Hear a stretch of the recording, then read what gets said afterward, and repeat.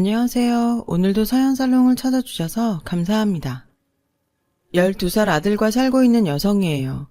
저는 얼마 전 아들과 이태리 여행을 하게 되었어요. 아들한테 아빠 엄마가 어떻게 만났고 어떤 추억을 가지고 있는지 알려주고 싶어 떠난 여행이었죠. 저는 7년 전만 해도 이탈리안 레스토랑 창업을 꿈꾸던 햇병아리 요리사였어요. 영어도 잘 못하면서 겁없이 배낭 하나 딸랑 메고 이탈리아행 비행기에 올라탈 정도로 이탈리아 요리에 미쳐 있었죠. 주위에선 이탈리아에는 소매치기도 많고 특히 혼자 여행 온 동양 여자한테 캣콜링을 하는 남자들도 많다며 패키지 여행을 권했어요. 하지만 아무래도 패키지 여행에서는 진짜 맛집을 찾아볼 수 없을 것 같아서 겁은 났지만 과감하게 자유여행을 선택했죠.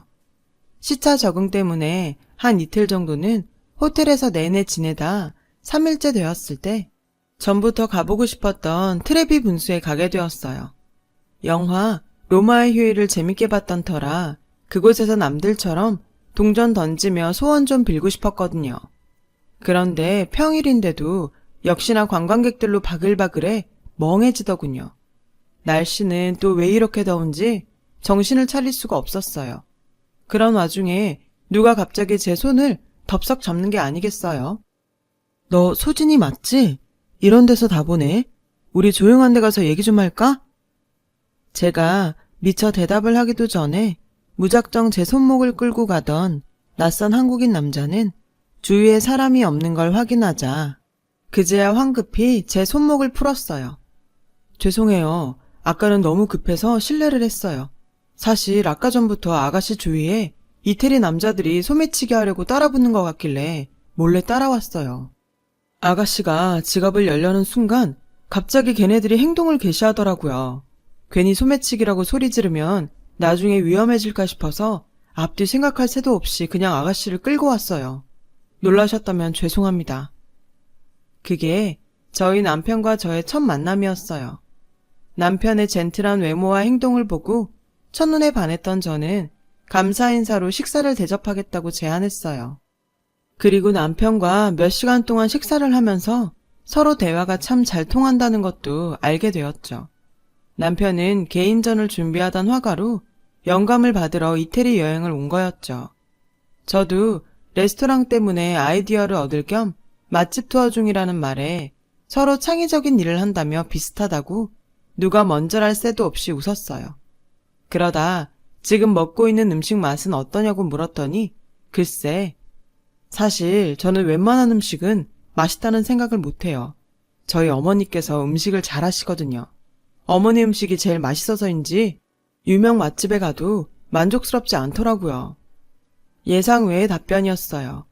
그 전까지는 이 남자와 결혼까지 잘해볼까 혼자 쓸데없는 상상까지 했는데 자기 엄마 음식이 가장 맛있다는 말에 마마보이라는 의심이 들며 순식간에 마음이 식어버렸죠.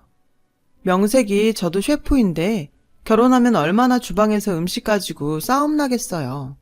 안 봐도 비디오죠.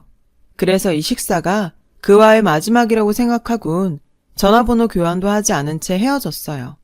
그런데 이상하게 관광지에서 우연히 계속 마주치는 거예요. 미술관과 기념품 가게 등 여러 곳에서요. 그렇게 우리는 같이 밥을 먹게 되었고 미술관에서는 해박한 그의 미술사 강의를 들으며 그에게 다시 빠져들었어요. 그리고 한국에 돌아와서는 그의 오피스텔에서 동거를 하며 결혼까지 약속하게 되었어요. 그러다 결혼 전 시어머니께서 하시는 백반집에 남편과 함께 인사차 가게 되었어요. 솔직히 허름한 외관만 보고 무시했는데 밖에서 줄을 서서 먹을 정도로 유명한 맛집이더라고요. 가격도 좀 있는 편이었는데 끊임없이 사람들이 밀려들더라고요. 저희는 남편이 미리 시어머니한테 말씀드리고 온 덕에 기다리지 않고 조용한 룸에서 먹을 수 있었어요. 어머님이 오시기 전에 밑반찬부터 먹어봤어요. 분명 평범한 나물과 김치인데도 어쩜 그렇게 맛있던지 솔직히 너무 놀랐어요. 남편 입맛이 높아질만 하더라고요. 그 후 메인 요리를 먹고 있는데 갑자기 문을 열고 시어머니께서 들어오셨어요. 성큼성큼 다가와 남편 옆에 앉으셨죠. 우리 아들 아침 안 굶길 수 있지? 난 그거 하나면 된다. 요새 젊은 여자들 출근하기 바쁘다고 남편을 빵쭈가리로 때우게 한다던데. 나는 눈에 흙이 들어가도 절대 그 꼴 못 본다. 그거 못 지킬 거면 미리 얘기해라. 내가 수시로 가서 반찬 갖다 놓을 테니. 저는 다짜고짜 아침밥 타령하는 시어머니 말씀에 말문이 턱 막혔지만 시어머니께서 아침밥 핑계로 수시로 집에 올까봐 얼른 그런 건 걱정 말라며 안심시켰어요. 하지만 그 후로 이어진 시어머니의 밥사랑은 지독했어요. 아침을 안 먹으면 힘이 안 난다는 둥, 밀가루 음식은 절대 먹이지 말라는 둥, 저를 며느리로 들이는 건지 도우미로 취직시킨 건지 모르겠더라고요. 결국 어머님 식당을 나와서 남편과 한바탕 결혼을 무르내 만에 싸웠지만 이미 제 뱃속엔 아이가 자라고 있었기 때문에 애써 불안을 감추고 얼른 식을 올릴 수밖에 없었어요. 남편한테는 어머니가 절대 저희 집에 연락 없이 못 오시게 하기로 약속을 받았어요. 그렇게 아이를 낳고 육아하랴 요리 공부하랴 정신이 없던 와중에 세상이 무너진 듯한 일이 벌어지고 말았죠. 퇴근하기 전 매일 전화하던 남편이 10시가 지나도 전화를 않는 거예요. 이상하다 싶어 계속 전화를 하던 와중에 낯선 번호로 전화가 왔어요. 이민우 씨 보호자 되십니까? 여기는 땡땡 병원인데요. 이민우 씨가 뺑소니 사고로 지금 병원에 있습니다. 저는 정신없이 병원으로 달려갔고 남편이 수술을 받는 동안 간절히 기도했지만 하늘은 제 기도를 들어주지 않았어요. 남편은 그렇게 거짓말처럼 제 곁을 떠나갔습니다. 아무것도 모르는 어린 아들은 친정에 맡기고 피눈물 흘리며 남편의 장례식을 치렀는데 갑자기 시어머니께서 네가 내 아들을 잡아먹었구나 라며 제 머리채를 잡으시더군요. 그래서 그럼 어머니도 자식 잡아먹은 분이시네요 라며 어머니께 한 소리 했죠. 놀란 조문객들이 달려들어 어머님과 저를 떼어놓으려고 안간힘을 썼어요. 하지만 당시 저는 아들 잡아먹은 년이라는 시어머니의 말에 눈이 돌아 아무것도 보이지 않았어요. 그 후 병원에서 몇 달은 제 정신이 아닌 사람으로 지냈어요. 꿈에서는 그래도 남편을 만날 수 있기에 저는 계속해서 잠만 자려고 했고 끔찍한 현실을 외면하려 했죠. 눈을 뜨면 남편이 없다는 사실에 짐승처럼 울부짖으며 병실이 떠나가라 고래고래 소리를 질렀어요. 몇 번이나 손목을 그으려고도 했고요. 네 아들 생각해야지. 엄마가 돼가지고 언제까지 그렇게 누워있을래? 너 엄마야. 그러다 친정 엄마가 건네준 아들 사진에 정신을 차렸어요. 혼자였다면 남편 따라가기 쉬웠겠지만 저에게는 책임져야 할 어린 자식이 있었어요. 그래서 정신 차리고 엄마가 싸온 죽과 도시락을 먹기 시작했는데 너무 맛있는 거예요. 저희 엄마는 요리를 잘 못하는데 말이죠. 이상한 마음에 엄마를 추궁했더니 이거 너희 시어머니께서 싸우신 거야. 너 병원에 있는 동안 매일같이 밖에서 서성이다 돌아가셨어. 네가 드디어 정신 차렸다는 말에 너한테 얘기하지 말고 내가 한 걸로 해서 먹이라고 하시더라. 그 말에 저는 먹던 음식을 바닥에 쏟아붓고 난리를 피웠어요. 엄마, 난 그 여자랑 끝이야. 우리 민건이 얼굴도 안 보여줄 거고 나한테 아들 잡아먹은 년이라는 말을 한 순간부터 그 여자는 더 이상 내게 뭐도 아닌 거라고.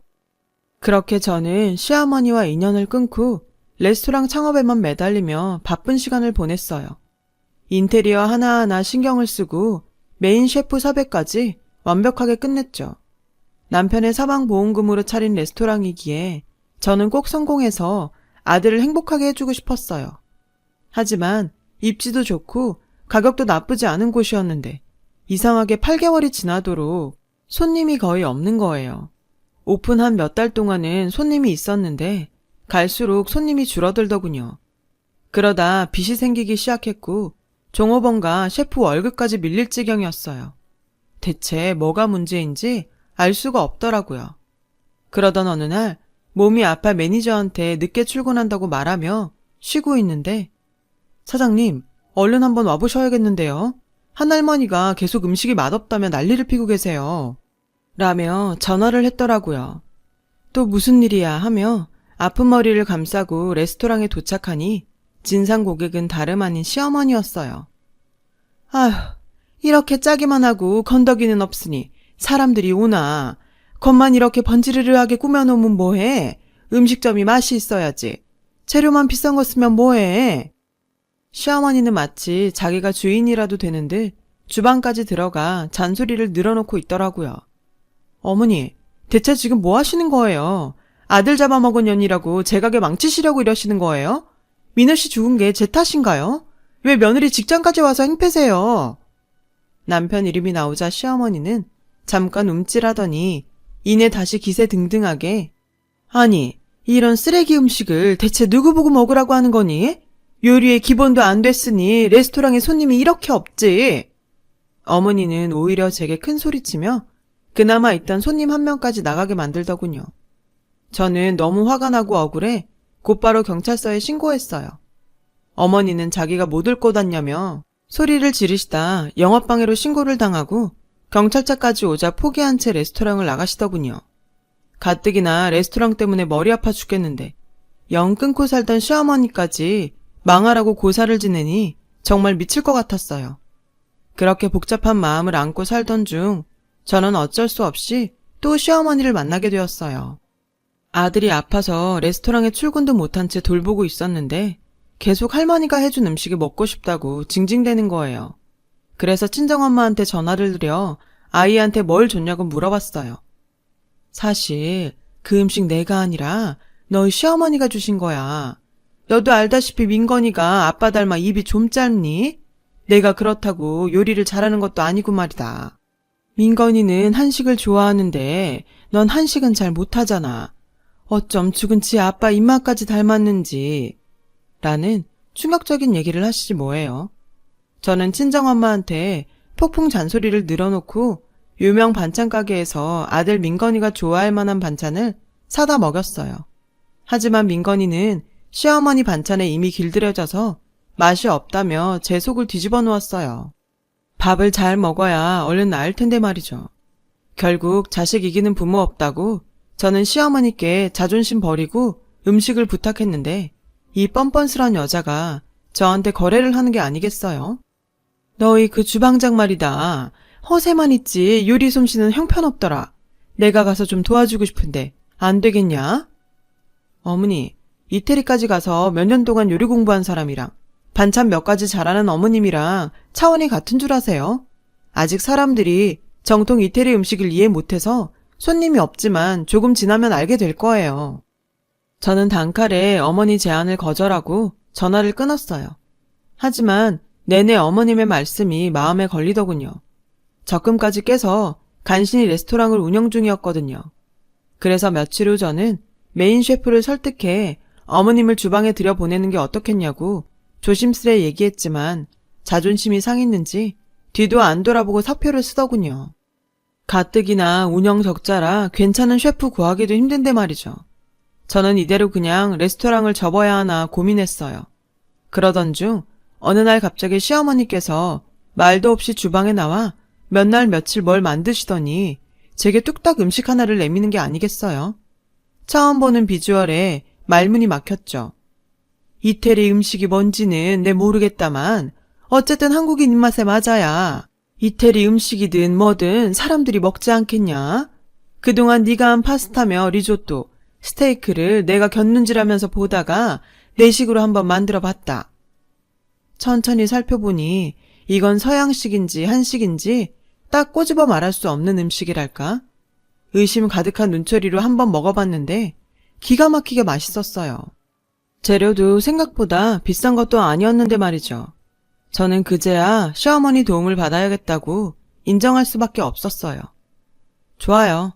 어머님이 이것만 도와주시고 그 다음부턴 우리 민건이 앞에 얼씬도 안 하시는 거예요. 아셨죠? 저는 이번 기회를 핑계로 시어머니가 민건이를 본다며 계속 올까봐 각서까지 썼어요. 노발대발할 줄 알았던 시어머니는 예상외로 흔쾌히 알았다고 하시더군요. 대신 너도 내 레시피 따라 하며 민건이가 먹고 싶은 음식들 다 해줘야 한다. 이 일 끝나면 나는 다시 시골로 내려갈 거니깐. 그래도 손주 생각하는 시어머니의 말에 저는 조금씩 마음이 누그러지기 시작했어요.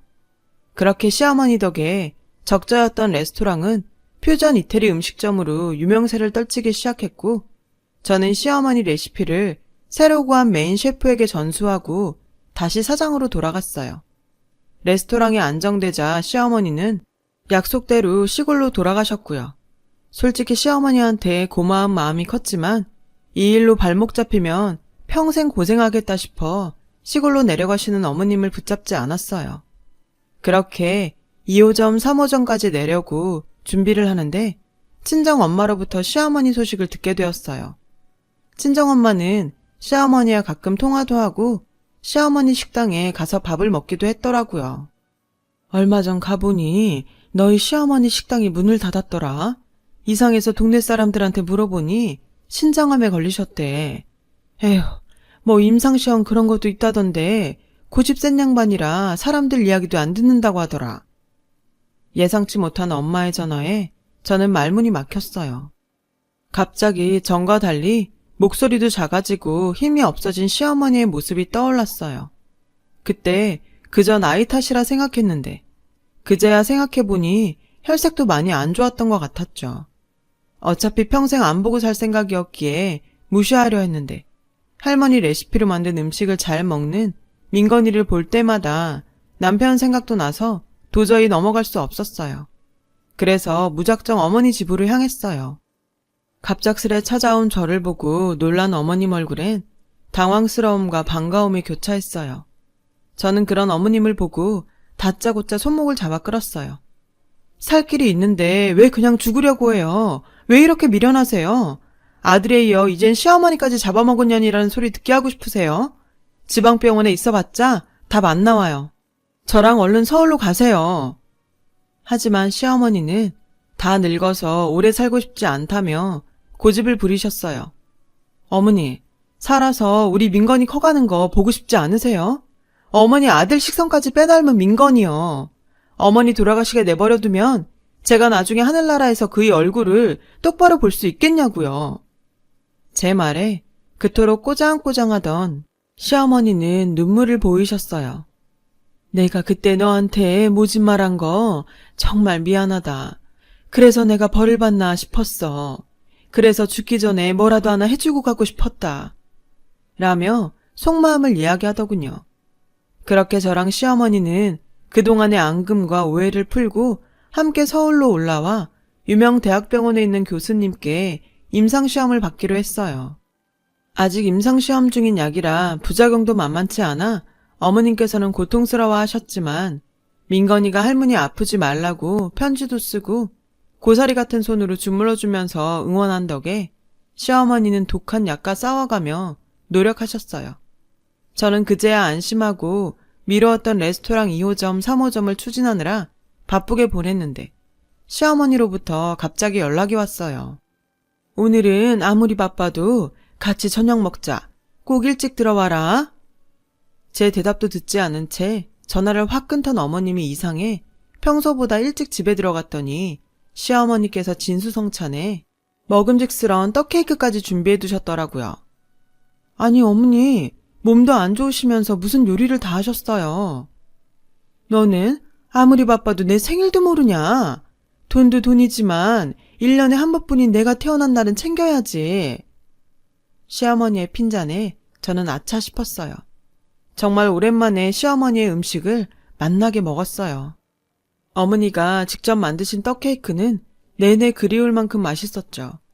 그게 시어머니가 해주신 마지막 음식이 될 줄은 미처 몰랐답니다. 어느 날 서울은 답답해서 못 살겠다며 이제 약만 잘 챙겨 먹으면 낫겠다고 시골로 내려가신 어머니는 주무시다 조용히 눈을 감으셨어요. 저에게 30년 된 백반집을 처분한 돈과 집을 남겨주셨죠. 한 통의 편지도 함께요. 너한테 마지막으로 음식을 해주고 갈 수 있어 다행이다. 생각해보니 그동안은 우리 아들 손주 위해서만 음식을 했지 널 위해서는 제대로 된 음식 한번 못 해줬더라. 죽기 전에 너한테 따뜻한 밥 해주고 같이 먹을 수 있어 행복했다. 나 먼저 하늘나라에서 우리 민우 만나고 있을 테니 너는 민건이랑 오래오래 행복하게 살다가 나중에 오렴. 시어머니의 장례를 치른 후 저는 아들과 함께 남편과 여행했던 곳곳을 다니며 아빠에 대해 얘기했어요. 트레비 분수에서 함께 동전 던지며 소원도 빌었고요. 남편과 함께 갔던 레스토랑에 가서 밥도 먹었는데 맛있냐는 제 물음에 민건이는 엄마가 해준 것보다는 맛없어 라며 인상 쓰더라고요. 그 녀석 어찌나 남편을 빼닮았는지. 내리사랑이라고 하나요? 그 말이 맞나 봐요. 제가 어머니의 그 마음을 어찌 다 헤아릴까요? 저도 어머니도 한 남자를 잃고 아팠는데 저는 제 아픈 것만 먼저 생각했네요. 어머니도 아프셔서 저한테 그러셨을 텐데요. 그래도 어머니 살아계실 때 웃으며 보내드린 것이 다행이라 생각됩니다. 이태리 여행이 끝나고 다시 한국으로 돌아와서 지금은 가슴 아팠던 추억은 묻고 어머님과 남편에게 고맙고 행복했던 기억만 추억하려 합니다. 여러분은 저보다 더 지혜로우실 테니 옆에 계신 부모님 한 번 더 생각하시길 바래요. 지금까지 제 긴 사연을 들어주셔서 감사드려요. 여러분, 사연 댓글에 응원과 현명한 조언 부탁드려요. 좋아요와 구독은 저에게 큰 힘이 됩니다. 오늘도 좋은 일 가득하세요.